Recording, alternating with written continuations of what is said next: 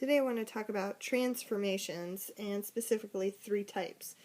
They should be familiar. They are translations, reflections, and rotations. So first of all, a transformation, what that is moving a shape so it's in a different position, but it still has the same exact size, area, angles, and line lengths. So there's a couple different types of transformations. The first is a translation. The second is a rotation. The third is a reflection, and we're going to get into all of this this week. And then the fourth one is a little bit tricky. It's a dilation. It's not showing up there. Hang on a second. Alright, a dilation. And a dilation is a special one. Some things are going to change with that, but the translation, rotation, and reflection, the shape stays exactly the same. It's congruent completely. So now the first one I want to talk about is translation. This is basically known as a slide. You move the shape without rotating or flipping it. So the shape looks exactly the same, it's just in a different place.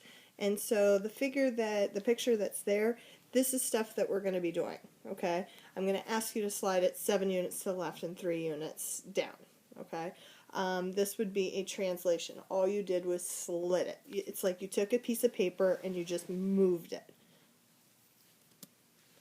A rotation, or a turn, right? That's when you turn it around a center point. And the distance from the center point to any point on the shape stays the same. Again, exact same size. And these are measured in degrees. Is it a 90-degree rotation, a 270-degree rotation, what? The last one is a reflection, and a reflection is the mirror image of a shape.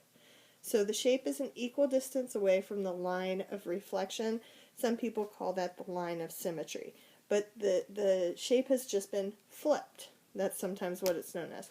Has been flipped over that line of reflection. So now I want you also to know what rigid motion is. Rigid motion is taking an object and moving it to a different location without changing its shape or size. This is when it stays congruent. So if you look at the pictures, this is an example of this girl's rigid motion. The reflection is right here. Okay, this is her original picture, and then she reflected it, she flipped it, and came up with this one. Then we had her rotation, which was right here. She took her picture and she rotated it 90 degrees. And then the last one, the translation, you have it, it's the exact same copy, it's just been slid down below. So these are the three different types of transformations that we are going to be talking about all week. Okay, and we'll start in class.